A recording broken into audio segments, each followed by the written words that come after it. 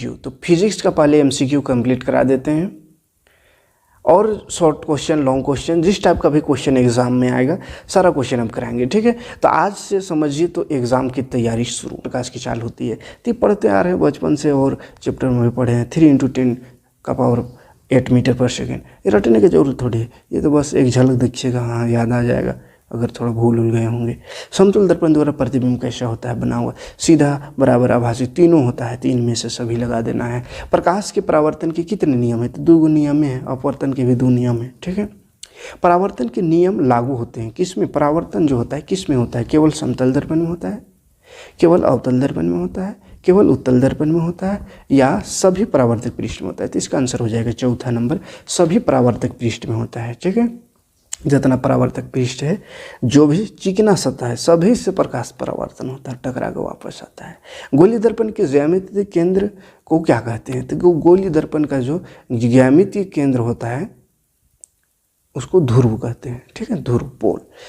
किसी गोलीय दर्पण की फोकस दूरी उसकी वक्रता त्रिज्या की होती है। तो फोकस दूरी वक्रता त्रिज्या का आधा होता है, F=R/2 फॉर्मूला पढ़े होंगे, ठीक है। तो पहला ऑप्शन, गोलीय दर्पण की फोकस दूरी एवं उनकी वक्रता त्रिज्या का क्या संबंध है, तो वही F=R/2 होता है। लेकिन अगर यहाँ पे F=R/2 नहीं दिख रहा है तो R=2F दिख रहा होगा, है ना, F=R/2 होता है। तो अगर R को रहने दे, 2 भाग में है 2, तो उधर F तरफ जाएगा तो 2 × F हो जाएगा बराबर R, ठीक है। तो थोड़ा सा इधर उधर घुमाने आना चाहिए, तो पहला ऑप्शन सही होगा। अगला क्वेश्चन है, गोलीय दर्पण की वक्रता त्रिज्या 20 सेंटीमीटर है, तो फोकस दूरी क्या होगा। तो देखिए फोकस दूरी बराबर, अभी देखें फॉर्मूला क्या देखें, R/2 त्रिज्या का आधा होता है, तो R है 20/2 कर दीजिए, तो 20/2 यानी काटेंगे तो 10 होगा आंसर, दूसरा ऑप्शन सही है। उस दर्पण की फोकस दूरी क्या होगी जिसकी वक्रता त्रिज्या 32 है, तो वक्रता त्रिज्या 32 है, उसका आधा 16 हो जाएगा, ठीक है। तो ये सिंपल सा क्वेश्चन। देखिए F का मान अगर 12 है तो R क्या होगा, तो R=2F होता है, 2 × F यानी 12×2 = 24 हो जाएगा। F का मान 16 है तो R क्या होगा, तो 16×2 = 32 हो जाएगा, ठीक है। तो ये एक ही टाइप का क्वेश्चन है ना, इससे घबराना नहीं है, ये एक ही टाइप का क्वेश्चन रिपीट कर रहा है। अगला क्वेश्चन है, अवतल दर्पण की फोकस दूरी होती है, अवतल दर्पण की फोकस दूरी क्या होती है, तो अवतल दर्पण ऐसे होती है, इसका फोकस दूरी इधर F तो ऋणात्मक होता है ना, माइनस में। उत्तल दर्पण की फोकस दूरी धनात्मक होती है, ठीक है। क्या उत्तल दर्पण ऐसा होता है, फोकस दूरी इधर है, तो दाहिना साइड जो रहता है धनात्मक होता है। अवतल दर्पण से परावर्तन के बाद किरणें किस बिंदु से होकर गुजरती थे, अवतल दर्पण से परावर्तन के बाद फोकस से किरणें गुजरती है। किसी दर्पण से वस्तु की कहीं भी रखने से वस्तु को बराबर आकार का सीधा प्रतिबिंब प्राप्त होता है, तो समतल दर्पण में बराबर आकार का प्रतिबिंब प्राप्त होता है, तो सीधा। अवतल दर्पण के सामने किसी वस्तु को कहाँ पर रखा जाए ताकि जिससे उसके समान आकार का उल्टा प्रतिबिंब प्राप्त हो, तो वक्रता केंद्र पे रखते हैं अवतल दर्पण का, वक्रता केंद्र C पर, तो क्या होता है समान आकार का और उल्टा प्रतिबिंब प्राप्त होता है, ठीक है। जब वस्तु अवतल दर्पण की वक्रता यानी C पर रखा हो तो प्रतिबिंब कहाँ बनेगा, तो C पर ही बनेगा। किसी बिंब का अवतल दर्पण द्वारा बना प्रतिबिंब आभासी, सीधा तथा बिंब के से बड़ा पाया गया है, तो वस्तु की स्थिति कहाँ है, यानी वस्तु कहाँ रखा गया होगा जो कि प्रतिबिंब आभासी आया, सीधा आया और बिंब से बड़ा आया, दर्पण के ध्रुव तथा मुख्य फोकस के बीच रखा गया होगा, एकदम सामने, है ना। अगला क्वेश्चन है 19 नंबर, किसी दर्पण से आप चाहे कितनी ही दूरी पर खड़े हो आपका प्रतिबिंब सदैव सीधा प्रतीत होता है, तो वह दर्पण क्या है, तो या तो समतल है या तो उत्तल है, समतल और उत्तल में ही सीधा होता है। किसी दर्पण कौन सा दर्पण आभासी, सीधा और वस्तु का आकार का छोटा प्रतिबिंब बनाता है, तो उत्तल दर्पण वस्तु का आकार का छोटा प्रतिबिंब बनाता है। उत्तल दर्पण द्वारा बना प्रतिबिंब कैसा होता है, तो सीधा, हमेशा सीधा होता है। उत्तल दर्पण का उपयोग निम्न में किस वस्तु में किया जाता है, तो गाड़ी के साइड लाइट में उत्तल दर्पण का उपयोग किया जाता है, ठीक है, यहाँ तक कोई दिक्कत नहीं। 23 नंबर क्वेश्चन है, जब किसी बीम को किसी अवतल दर्पण के फोकस और ध्रुव के बीच रखा जाता है तो उसका प्रतिबिंब दर्पण के पीछे बनता है, तो यह प्रतिबिंब कैसा होता है, तो दर्पण के पीछे वाला प्रतिबिंब आभासी और सीधा होता है। किसी अवतल दर्पण में वस्तु कहाँ रखा गया है जिससे उसका सीधा और आवर्धित प्रतिबिंब प्राप्त हो, तो ध्रुव और फोकस के बीच रखने से सीधा और आवर्धित मतलब बड़ा प्रतिबिंब बनता है। अगला है, उस दर्पण का नाम बताइए जो बीम का सीधा तथा आवर्धित प्रतिबिंब बनाता है, तो अवतल दर्पण ऐसा बनाता है। उस दर्पण का दृष्टि क्षेत्र विस्तृत होता है, दृष्टि क्षेत्र क्या बोल रहा है, विस्तृत बढ़ता है, किसका, तो उत्तल दर्पण का। अगला प्रश्न है अवतल दर्पण का उपयोग निम्न में किस वस्तु में किया जाता है? तो गाड़ी के हेडलाइट में अवतल दर्पण और साइड में उत्तल दर्पण।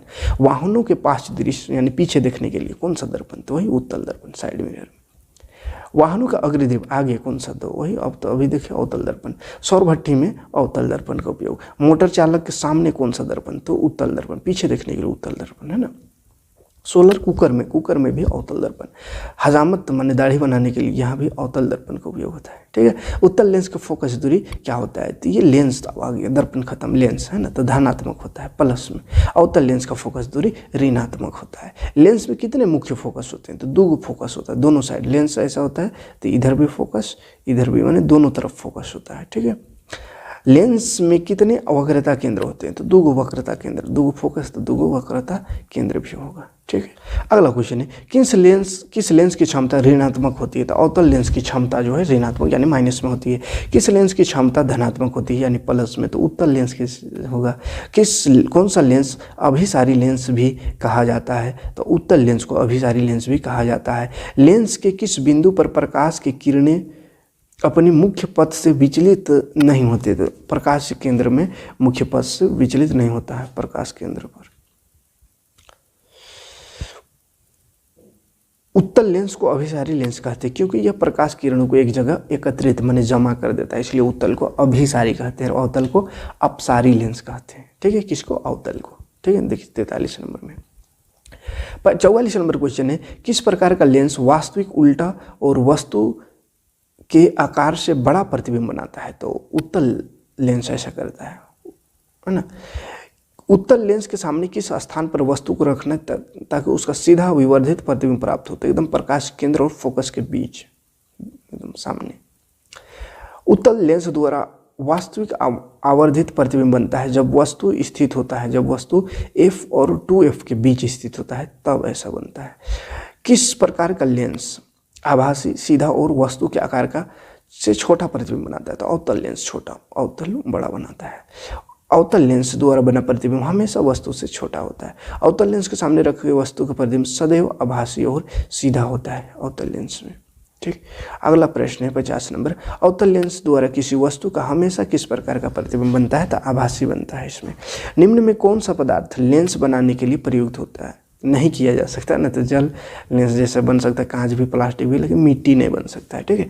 किस बीम का वास्तविक तथा समान साइज का प्रतिबिंब प्राप्त करने के लिए बीम को उत्तल लेंस के सामने रखा जाता है? किसी बीम का वास्तविक और समान साइज का प्रतिबिंब यानी फोटो प्राप्त करने के लिए कहाँ पर रखा जाएगा? उत्तल लेंस के। तो फोकस दूरी की दुगुनी दूरी पर रखा जाएगा तब ऐसा होगा।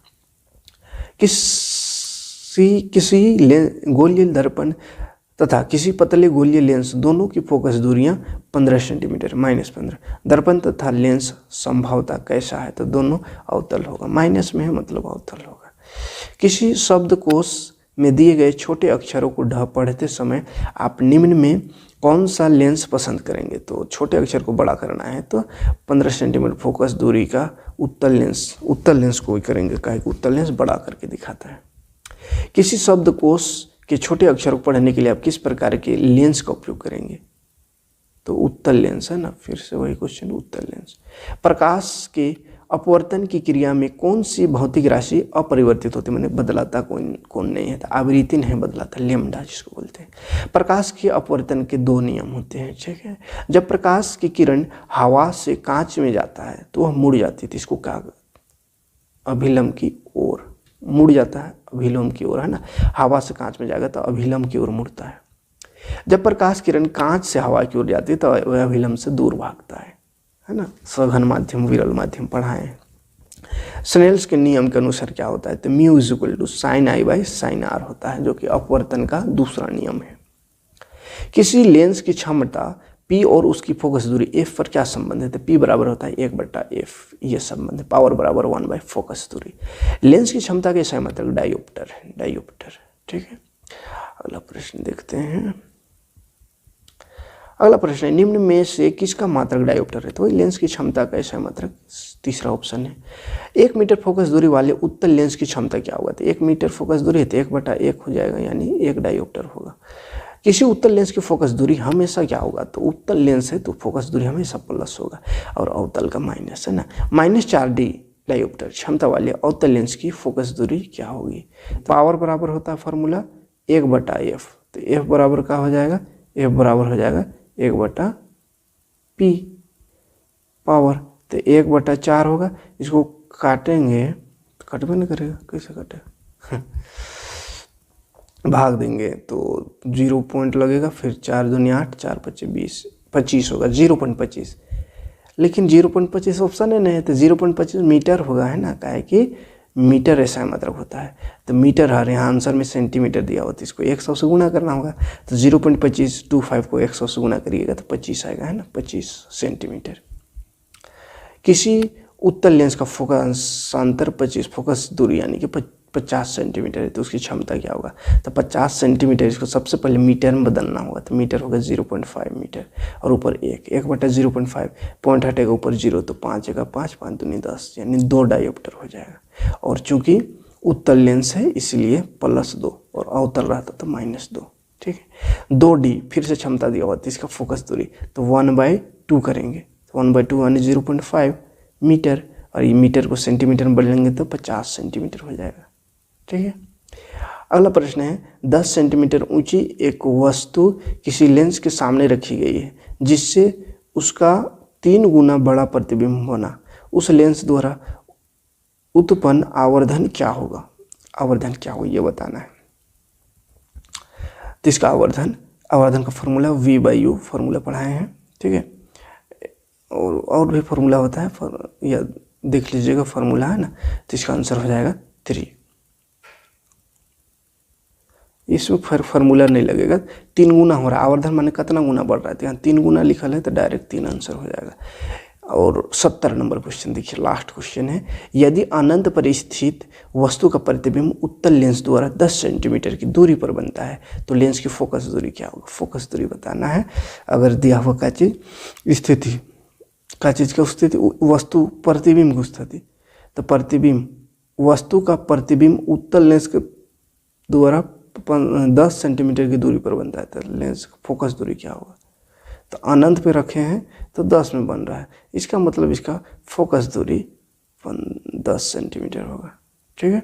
उतना ही होगा फोकस दूरी भी, जहाँ हम कहेगा अनंत में रखने पर फोकस दूरी पर बनता है फोटो, और फोकस दूरी कितना दूर में बोल रहा है 10 सेंटीमीटर में फोटो बन रहा है, यानी कि 10 सेंटीमीटर में उसका फोकस दूरी भी होगा, ठीक है। क्योंकि अनंत पर कोई वस्तु को रखेंगे तो उसका फोटो यानी प्रतिबिंब फोकस पर ही बनता है, ठीक। तो ये रहा 70 गो MCQ मानव नेत्र तथा रंग बिरंगा संसार का MCQ मल्टीपल चॉइस क्वेश्चन। तो चाहे आप क्वेश्चन कह रहा है, पहला क्वेश्चन, मानव नेत्र में किस प्रकार का लेंस लगा होता है। तो मानव नेत्र में उत्तल लेंस, याद रखिएगा उत्तल लेंस लगा हुआ रहता है, ठीक है। कैसा लेंस, उत्तल लेंस। आँख के रंगीन भाग को क्या कहते हैं, तो आइरिस कहते हैं, आँख के रंगीन भाग को आइरिस। मानव नेत्र अभिनेत्र लेंस की फोकस दूरी को समायोजित करके विभिन्न दूरियों पर रखी वस्तुओं को फोकसित कर सकता है, ऐसा हो पाने का क्या कारण है। तो मानव का जो नेत्र है वो फोकस दूरी को समायोजित करके विभिन्न दूरी पर रखे हुए, कोई कितनी दूरी पर रखे या कितना सामने रखे वस्तु को फोकस कर लेता है, जिसको क्या कहते हैं। ऐसा कर पाना जो कर पाते हैं उसका कारण क्या है, तो समंजन क्षमता इसको कहते हैं, समंजन, ठीक है। मानव नेत्र जिस भाग पर किसी वस्तु का प्रतिबिंब बनाते हैं वह है कौन, तो ये दृष्टिपटल है। कौन है, दृष्टिपटल में प्रतिबिंब बनता है, ठीक है, कोई दिक्कत नहीं। 5वां नंबर क्वेश्चन है, नेत्र के किस भाग में प्रतिबिंब का निर्माण होता है। तो दृष्टिपटल, वही क्वेश्चन रिपीट कर गया। सामान्य दृष्टि के वयस्क के लिए सुस्पष्ट दर्शन की अल्पतम दूरी यानी कम से कम दूरी कितना है, तो कम से कम 25 सेंटीमीटर न्यूनतम दूरी, जिसको निकट बिंदु कहते हैं, ठीक है, एक स्वास्थ्य व्यक्ति के लिए। अभिनेत्र लेंस की फोकस दूरी में परिवर्तन किया जाता है, पक्षमाभि पेशियों द्वारा फोकस दूरी में परिवर्तन होता है, पक्षमाभि पेशी उसको परिवर्तन करता है। आँख के लेंस की वक्रता त्रिज्या को नियंत्रित करता है, आँख का जो लेंस है उसके वक्रता त्रिज्या को वही पक्षमाभि पेशियाँ ही नियंत्रित करता है, जिससे कि फोकस दूरी में परिवर्तन होता है। नेत्र द्वारा किसी वस्तु का कैसा प्रतिबिंब बनता है? तो नेत्र जो बनाता है आँख किसी वस्तु का वास्तविक तथा उल्टा प्रतिबिंब बनाता है, वास्तविक तथा उल्टा प्रतिबिंब। मानव नेत्र की सामान्य दृष्टि के लिए दूर बिंदु कितना होता है? तो दूर बिंदु अनंत होता है, अनंत दूर, जहाँ तक नजर जाए वहाँ दिख जाता है स्वस्थ आदमी के लिए, है ना, सामान्य दृष्टि के लिए। सामान्य नेत्र का निकट बिंदु क्या है? तो वही 25 सेंटीमीटर तभी आया था ना। तो क्वेश्चन कितना प्रकार से घुमा फिरा के एक ही क्वेश्चन को पूछ सकता है, सारा क्वेश्चन यहाँ पे आपको दिखेगा। मानव नेत्र में प्रतिबिंब की प्रकृति क्या होती है? तो उल्टा होती है मानव नेत्र में और वास्तविक होती है। ये भी क्वेश्चन एक था उधर इससे पहले। जरा दूर दृष्टिता होने का क्या कारण है? तो समंजन क्षमता का घट जाना, समंजन क्षमता, देखने की क्षमता घट जाना ही जरा दृष्टि दोष का कारण है। अभिनेत्र लेंस की क्षमता जिसके कारण वह अपनी फोकस दूरी को समायोजित कर लेता है क्या कहलाता है? तो समंजन क्षमता कहलाता है। ठीक है, ये क्वेश्चन भी एक आया था। नेत्र में प्रवेश करने वाले प्रकाश की मात्रा को कौन नियंत्रित करता है? पुतली करता है, पुतली। प्रकाश की मात्रा को पुतली नियंत्रित करता है। जब हम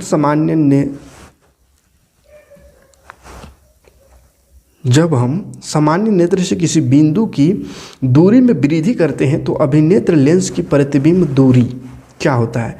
माने नेत्र से बीम की दूरी को में वृद्धि, माने वस्तु की दूरी को बढ़ाते हैं तो लेंस की प्रतिबिंब की दूरी क्या हो जाएगा? तो कोई परिवर्तन उसमें नहीं होता है, वही प्रतिबिंब बनेगा।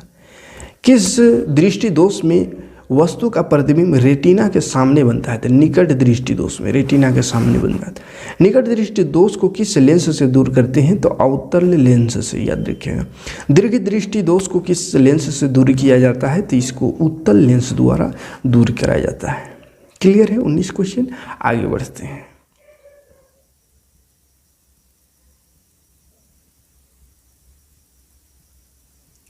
देखिए 20 नंबर क्वेश्चन कह रहा है जरा दूर दृष्टि को किस लेंस से दूर किया जाता है? तो बायफोकल लेंस, है ना, जिसमें बायफोकल लेंस यानी कि दो गो फोकस उसका होता है, दूरी दो फोकस, उत्तल अवतल दोनों लेंस होता है ना, इसलिए बायफोकल कहते हैं। अवतल लेंस के चश्मे का उपयोग करके किस दृष्टि को दूर कराया जाता है? तो निकट दृष्टि को अवतल, और उत्तल लेंस का चश्मे का उपयोग करके दीर्घ दृष्टि को। श्वेत प्रकाश कितने रंग का होता है? तो 7 रंग का होता है। इंद्रधनुष बनता है प्रकाश के वर्ण विक्षेपण, अपवर्तन तथा पूर्ण आंतरिक परावर्तन के कारण। ठीक है। इंद्रधनुष के निर्माण के लिए निम्न में प्रकाश की कौन सी घटना सही है? तो प्रकाश का वर्ण विक्षेपण होता है, ये सही है। तारे का टिमटिमाना प्रकाश का किस घटना है? ये तो अपवर्तन के कारण होता है, प्रकाश के अपवर्तन के कारण। आकाश में नीले रंग का कारण क्या है? तो आकाश में नीले रंग का प्रकाश का परिकर्णन के कारण आकाश नीला रंग होता है। उसके बाद है वायुमंडल की अनुपस्थिति में पृथ्वी से आसमान का रंग दिखाई देगा, कैसा? तो वायुमंडल का अनुपस्थिति, वायुमंडल ना हो तो काला दिखाई देगा।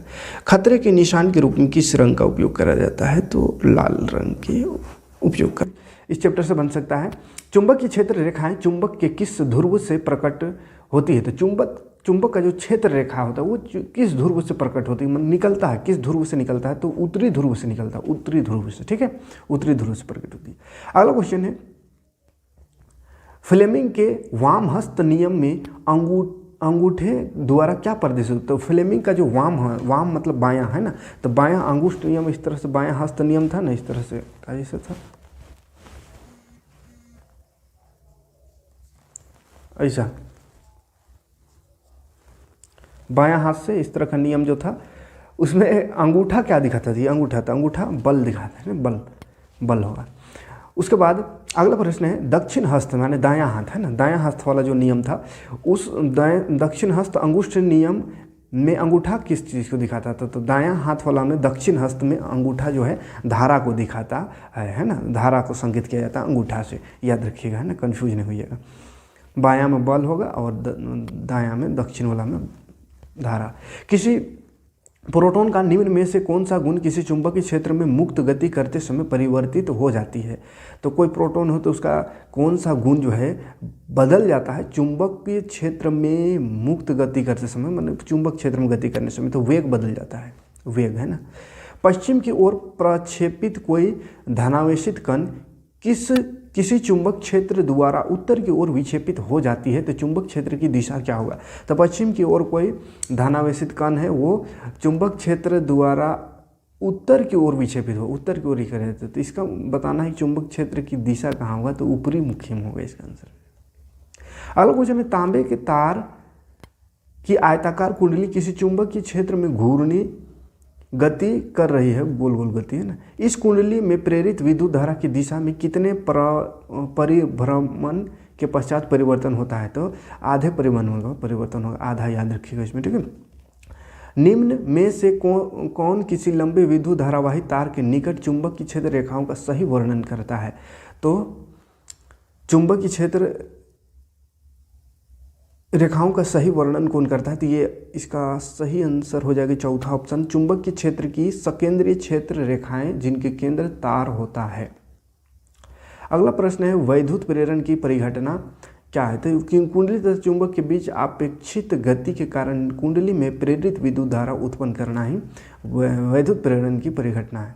किसी एसी जनित्र या डीसी जनित्र तथा डीसी जनित्र यानी अल्टरनेट करंट वाला और डायरेक्ट करंट वाला जनित्र मान जनरेटर होता है में एक मूलभूत अंतर यह है कि क्या अंतर है, दोनों में खास अंतर क्या है बोल रहा है ना, एक स्पेशल। तो एसी जनित्र में सर्पी वलय होती है जबकि डीसी जनित्र में दिग परिवर्तक होता है, ये दोनों में एक खास अंतर है। विद्युत धारा उत्पन्न करने की युक्ति को क्या कहते हैं, तो विद्युत धारा उत्पन्न करने की युक्ति को, विद्युत धारा जहाँ से उत्पन्न होता है जनित्र कहते हैं, जनरेटर। लघुपथन के समय परिपथ में विद्युत धारा का मान, लघुपथन मतलब शॉर्ट सर्किट जो होता है उस समय विद्युत धारा का मान क्या हो जाता है, तो बहुत अधिक बढ़ जाता है ना, बहुत ज़्यादा बढ़ जाता है।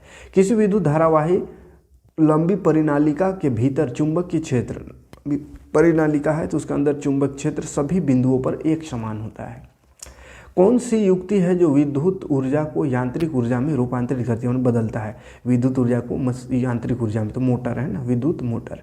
कौन सा साधित्र है यानी वही मशीन है जो यांत्रिक ऊर्जा को विद्युत ऊर्जा में बदलता है, तो यांत्रिक मशीन से विद्युत निकालता है, तो ये जनरेटर है ना, विद्युत जनरेटर। विद्युत मोटर किस ऊर्जा में रूपांतरित करता है, तो अभी आया था विद्युत ऊर्जा को ये रासायनिक ऊर्जा में बदलता है। प्रत्यावर्ती धारा जिसको एसी कहते हैं, अल्टरनेट करंट की आवृत्ति क्या होती है, तो इसकी आवृत्ति 50 हर्ज होती है, 50 हर्ज। चुंबकीय फ्लक्स का मात्रक क्या होता है, तो चुंबक फ्लक्स का मात्रक वेबर होता है। चुंबकीय क्षेत्र का मात्रक क्या है, तो वेबर प्रति मीटर स्क्वायर, ये चुंबक क्षेत्र का मात्रक है। चुंबक क्षेत्र की तीव्रता का मात्रक क्या है, तो ऑर्स्टेट है ना। और चित्र में दर्शाए अनुसार कोई इलेक्ट्रॉन किसी चुंबकीय क्षेत्र में क्षेत्र के लंबवत पर प्रवेश करता है तो इलेक्ट्रॉन पर आरोपित बल की दिशा क्या होगी, तो इस तरह का एक चित्र दिया हुआ है। चुंबक क्षेत्र इधर है, इलेक्ट्रॉन नीचे इस तरह से आ रहा है, तो बल बोला है तो कागज के भीतर की ओर जाते हुए अंदर मतलब बल लगेगा ऐसा। तो ये 20 क्वेश्चन इंपॉर्टेंट है इस चैप्टर से, 20 को याद कर लीजिएगा है ना, एग्जाम में इससे क्वेश्चन आने